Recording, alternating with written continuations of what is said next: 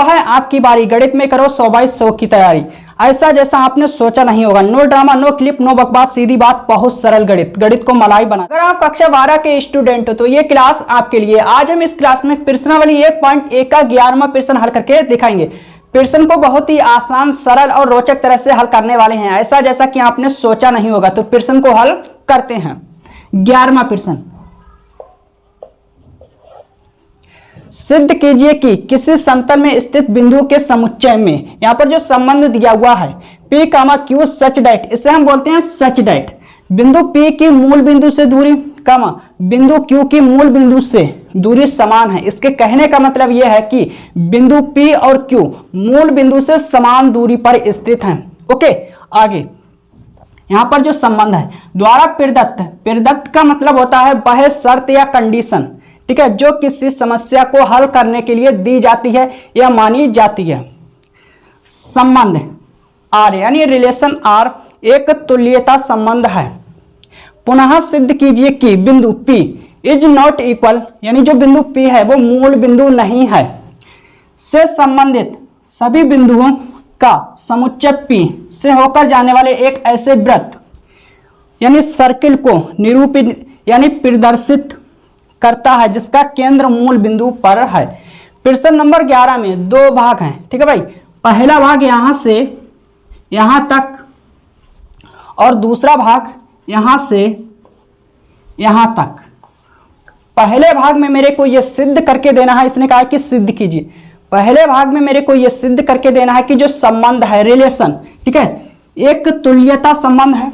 अब आपको यह पता होना चाहिए कि तुल्यता संबंध कब होता है, जब संबंध सुतुल्य हो, सममित हो और संक्रामक संबंध हो, यानी तीनों ही परिभाषाएं सत्य हो, तो जो संबंध होता है एक तुल्यता संबंध होता है। तो आपको यह भी पता होना चाहिए कि सुतुल्य, सममित और संक्रामक संबंध को चेक करने के लिए आपको एक समुच्चय और संबंध पता होना चाहिए। तो जो प्रश्न में समुच्चय और संबंध दिया हुआ है, सबसे पहले उसे हम नोट करेंगे, उसके बाद ये एक एक करके चेक करेंगे सुतुल्य, सममित और संक्रामक संबंध के लिए। लेकिन प्रश्न में जो समुच्चय दिया हुआ है किसी समतल में स्थित बिंदुओं का समुच्चय, ठीक है, समुच्चय यहां पर प्रश्न में दिया हुआ जरूर है, लेकिन समुच्चय का नाम नहीं दिया हुआ, तो इसे हम नाम दे देते हैं। एनी पॉइंट आप कुछ भी ले सकते हो, तो इस समुच्चय को हम ए नाम दे देते हैं। माना ए बराबर, तो समुच्चय को मैंने ए नाम दे दिया। आगे लिखेंगे ए बराबर किसी समतल में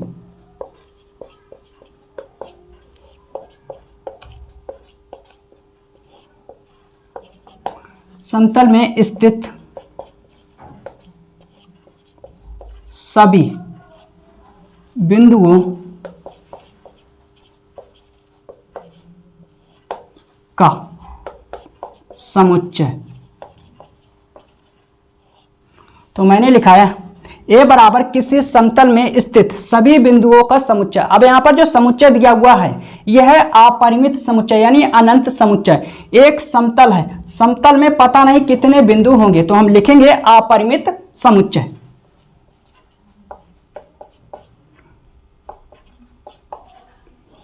अपरिमित समुच्चय। आई होप समझ आया होगा। अब हम संबंध यानी रिलेशन को नोट करेंगे। तथा R बराबर P, Q सच डैट, इसे हम बोलते हैं सच डैट। अब यहां पर इसने कहा कि बिंदु P की मूल बिंदु से दूरी और बिंदु Q की मूल बिंदु से दूरी समान है, यानी जो बिंदु P है और बिंदु Q है वो मूल बिंदु से समान दूरी पर स्थित है। कहने का मतलब यह है कि यह है एक्स अक्ष, यह है वाई अक्ष, एक्स अक्ष, एक्स डैश, वाई अक्ष, वाई डैश। यहां पर यह मूल बिंदु को O से प्रदर्शित करते हैं जिसके निर्देशांक 0,0 होते हैं, ठीक है। यहां पर बिंदु P ले लेते हैं और यहां पर बिंदु Q। कहने का मतलब यह, इसने कहा कि बिंदु P और Q दोनों बिंदु मूल बिंदु से समान दूरी पर स्थित हैं। ये वाली दूरी इस दूरी के बराबर है, ठीक है। OP बराबर OQ। तो हम लिखेंगे सच डैट OP बराबर OQ। अब यहाँ पर जो संबंध दिया हुआ है प्रश्न में ये अधूरा है, तो इसे हम पूर्ण रूप से पूरा करेंगे। तो आगे हम लिखेंगे जहां इस संबंध में ये युग्म बना जरूर है, लेकिन किन अवयवों से मिलकर बना है? P और Q से। तो ये अवयव बिलोंग्स टू करेंगे समुच्चय से। समुच्चय क्या है? A। तो हम लिखेंगे जहां P, Q बिलोंग्स टू समुच्चय A। अब यहां पर ये संबंध यानी रिलेशन कंप्लीट है, ठीक है। अब हम एक एक करके चेक करेंगे कि जो संबंध है सुतुल्य है नहीं है, ठीक है, सम्मित है या नहीं है, संक्रामक संबंध है या नहीं है। तो सबसे पहले सुतुल्य संबंध को चेक करेंगे।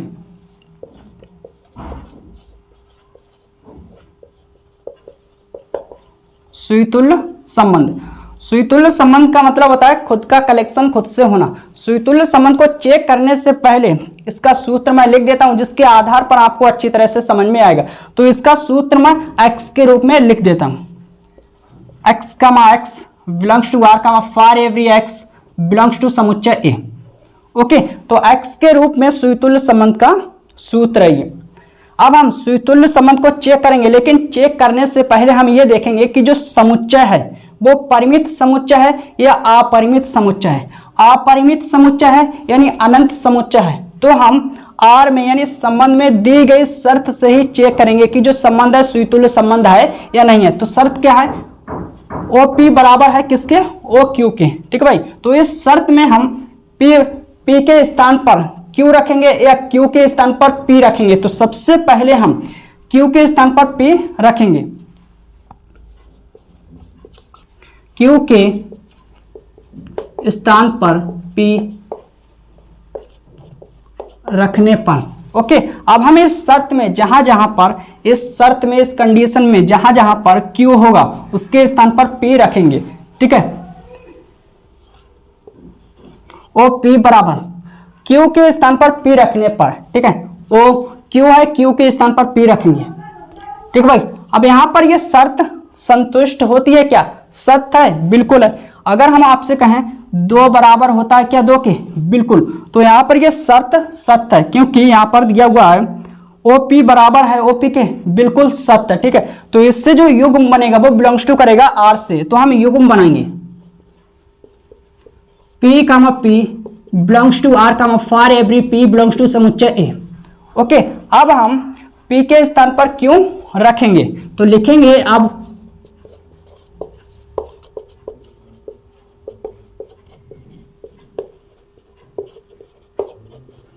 P के स्थान पर Q रखने पर अब हम इस शर्त में रखेंगे P के स्थान पर Q रखेंगे बराबर OQ। अब यहां पर यह शर्त सत्य यानी संतुष्ट होती है। तो जो युग्म बनेगा वो बिलोंग्स टू करेगा R से। That implies Q, Q belongs to R, for every Q समुच्चय A। ओके, अब यहां पर दोनों युग्म बिलोंग्स टू कर रहे हैं किससे? संबंध R से।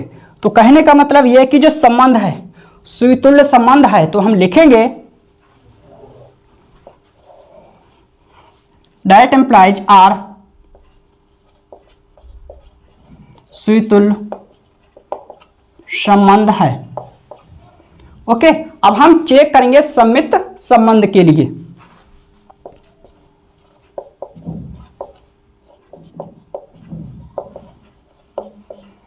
सम्मित का मतलब खुद का उल्टा होना। मैंने यहां पर चेक किया जो संबंध है, ठीक है भाई, सुतुल्य संबंध है। अब हम चेक करेंगे सम्मित संबंध के लिए। सम्मित संबंध का मतलब होता है कि खुद का उल्टा होना। सम्मित संबंध को चेक करने से पहले इसका सूत्र मैं लिख देता हूं, जिसकी सहायता से आपको अच्छी तरह से समझ में आएगा। तो इसका सूत्र मैं AB के रूप में लिख देता हूं।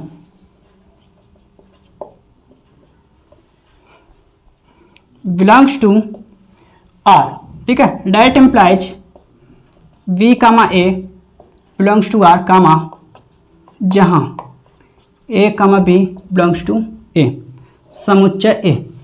तो यहां पर जो मैंने सूत्र लिखा है ये AB के रूप में सम्मित संबंध का सूत्र है। सम्मित संबंध को चेक करने से पहले हम ये देखेंगे कि जो समुच्चय है परिमित समुच्चय है या अपरिमित समुच्चय है, ठीक है। अपरिमित समुच्चय है तो हम R में दी गई शर्त से ही चेक करेंगे। शर्त क्या है इसको हम नोट करेंगे। OP बराबर है OQ के। अब हम सूत्र के अनुसार चलेंगे। सूत्र में डेट इम्प्लाइज है तो डेट इम्प्लाइज। ओके, समित का मतलब खुद का उल्टा होना। अब हम उल्टा करेंगे इस शर्त को, ओ क्यू को पहले लिखेंगे, ठीक है भाई, और ओ पी को हम बाद में। ये शर्त सत्य है क्योंकि रिलेशन में दी हुई है, ठीक है। इस शर्त को मैंने उल्टा किया तो ये भी सत्य है, ठीक है। यहां पर लिखा हुआ है कि ओ पी बराबर है ओ क्यू के, तो इसको हम इस प्रकार से भी लिख सकते हैं, ओ क्यू बराबर है ओ पी के।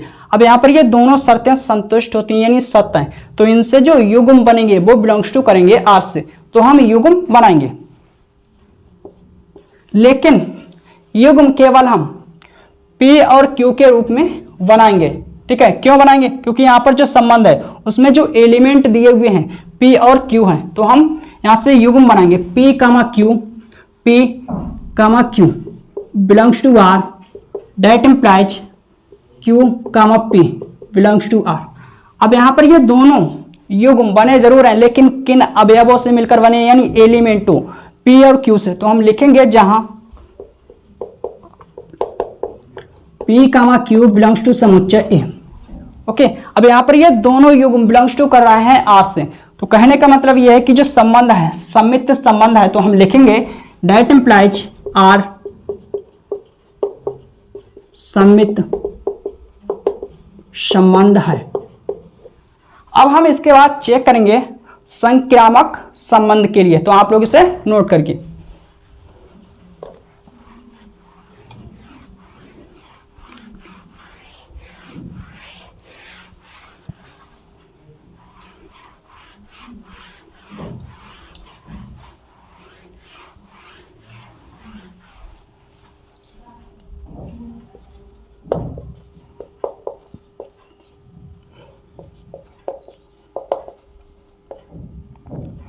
संक्रामक संबंध। संक्रामक संबंध का मतलब होता है कि दोस्त का दोस्त होना। इसको चेक करने से पहले इसका सूत्र मैं लिख देता हूं, जिसकी सहायता से आपको अच्छी तरह से समझ में आएगा।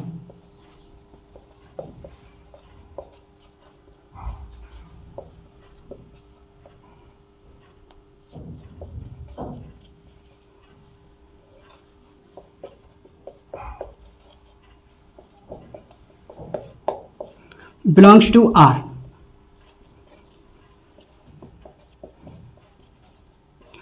अब यहां पर यह सूत्र मैंने ABC के रूप में लिखा है, संक्रामक संबंध का सूत्र। अब इस सूत्र से स्पष्ट होता है कि संक्रामक संबंध को डिफाइन यानी परिभाषित करने के लिए मेरे को 3 एलिमेंटों यानी अवयवों की जरूरत यानी आवश्यकता पड़ती है, 1 2 3। लेकिन संबंध में केवल 2 अवयव दिए हुए हैं P और Q, तो तीसरा एलिमेंट यानी अवयव हम अपनी तरफ से लेंगे। एनी पॉइंट आप कुछ भी मान सकते हो, तो हम S ले लेते हैं, ठीक है भाई। P Q दिया हुआ है, S ले लेते हैं। ओके, अब हम चेक करेंगे। चेक करने से पहले संक्रामक संबंध को चेक करने से पहले हम ये देखेंगे कि जो समुच्चय वो परिमित समुच्चय या अपरिमित समुच्चय।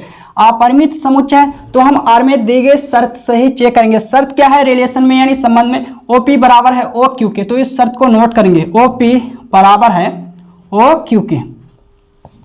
ओके, अब यहां पर शर्त है OP बराबर है OQ के।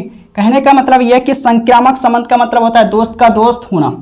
P का दोस्त Q, P का दोस्त Q, तो Q का दोस्त भी कोई ना कोई होगा, ठीक है, यानी Q से शुरू होने वाली कोई शर्त। तो हम कह सकते हैं इस सूत्र से, ठीक है भाई, इन एलिमेंटों से कि Q का दोस्त S यानी P का दोस्त Q, तो हम कह सकते हैं कि Q का दोस्त S, ठीक है।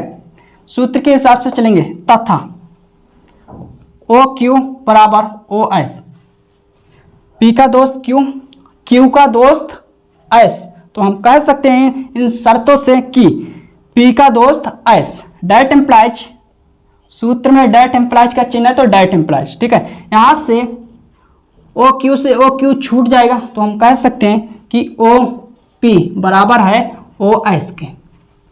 अब यहां पर ये तीनों शर्तें संतुष्ट होती हैं यानी सत्य हैं, तो इनसे जो युग्म बनेंगे वो बिलोंग्स टू करेंगे रिलेशन से यानी संबंध आर से, तो हम युग्म बनाएंगे।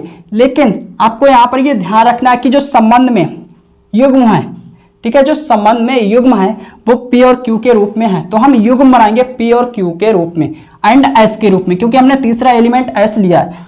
तो हम युग्म बनाएंगे P comma Q belongs to R तथा Q comma S belongs to R। That implies P का दोस्त Q, Q का दोस्त S, तो हम कह सकते हैं Q से Q छूटेगा कि P का दोस्त S।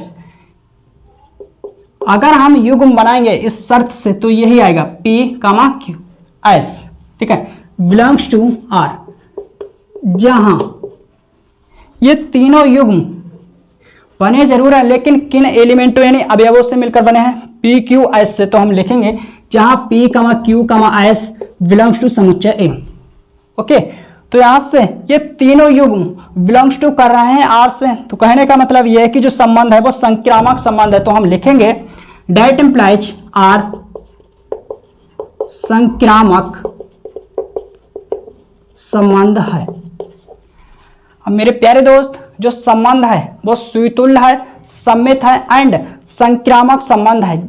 जब तीनों ही परिभाषाएं सत्य यानी संतुष्ट होती हैं तो हम कह सकते हैं यानी जो संबंध है वो एक तुल्यता संबंध है। ओके, तो हम लिखेंगे चूंकि R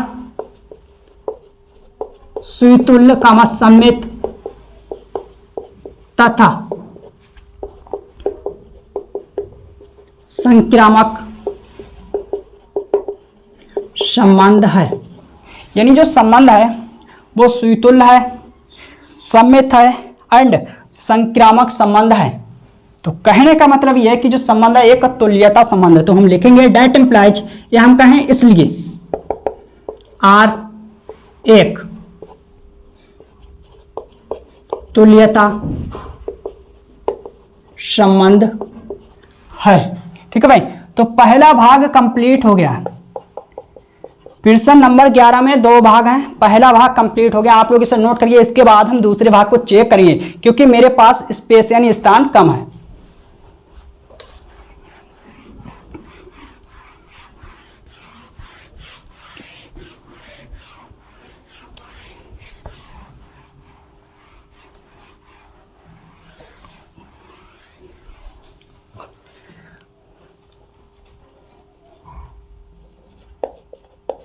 दूसरा भाग, ठीक है भाई, दूसरा भाग यहां से यहां तक है। पुनः सिद्ध कीजिए कि बिंदु P इज नॉट इक्वल 0,0। कहने का मतलब यह है कि जो बिंदु P है वो मूल बिंदु नहीं है। से संबंधित सभी बिंदुओं का समुच्चय P से होकर जाने वाले एक ऐसे वृत्त को यानी सर्किल को निरूपित करता है यानी प्रदर्शित करता है जिसका केंद्र मूल बिंदु पर है। तो सबसे पहले हम नोट करेंगे जो दिया हुआ है कि जो बिंदु P है वो मूल बिंदु नहीं है। तो लिखेंगे चूंकि बिंदु P, या हम कहें खाली P, ठीक है भाई, बिंदु P इज नॉट इक्वल 0,0 यानी बिंदु P मूल बिंदु नहीं है। तो लिखेंगे अर्थात बिंदु P मूल बिंदु नहीं है। ओके, अब इसने कहा है कि बिंदु P से संबंधित सभी बिंदुओं के समुच्चय में कौन से बिंदु होंगे। तो बिंदु P के, ठीक है भाई, बिंदु P से संबंधित सभी बिंदुओं के समुच्चय में वे सभी बिंदु होंगे जो मूल बिंदु से उतनी ही दूरी पर होंगे जितनी दूरी पर बिंदु P है। तो हम लिखेंगे, ठीक है, इसलिए इसने कहा कि जो बिंदु P है वो मूल बिंदु नहीं है। तो मैंने लिखा कि बिंदु P मूल बिंदु नहीं है। अब आगे इसने कहा कि बिंदु P से संबंधित सभी बिंदुओं के समुच्चय में वो कौन से बिंदु होंगे। तो हम लिखेंगे इसलिए बिंदु P इज नॉट इक्वल 0,0 से संबंधित, ठीक है, सभी बिंदुओं के समुच्चय में वे सभी बिंदु आते हैं या होंगे। ठीक है भाई, वे सभी बिंदु आते हैं, जो मूल बिंदु से उतनी ही दूरी पर आते हैं, जो मूल बिंदु से उतनी ही दूरी पर हैं, जितनी दूरी पर बिंदु P मूल बिंदु से दूर है। ठीक है भाई, या हम इस प्रकार से भी कह सकते हैं जितनी, ठीक है, जितनी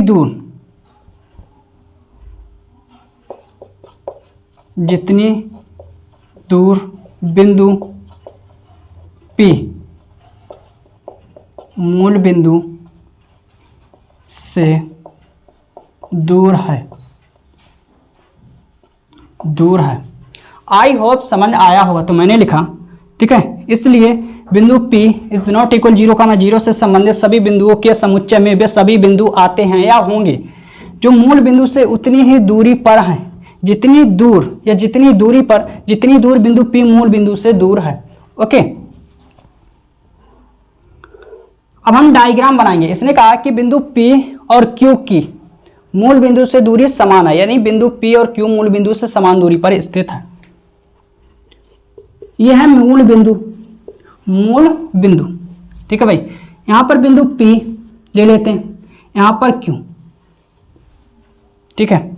आगे इसने कहा कि बिंदु P से संबंधित सभी बिंदुओं के समुच्चय में वे कौन से बिंदु होंगे। तो मैंने लिखा वे सभी बिंदु होंगे जो मूल बिंदु से उतनी ही दूरी पर है जितनी की दूरी पर बिंदु P है, ठीक है। और तीसरा एलिमेंट मैंने लिया था S,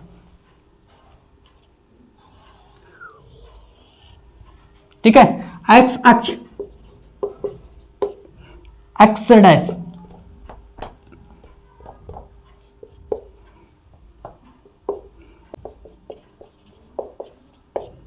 वाई डैश।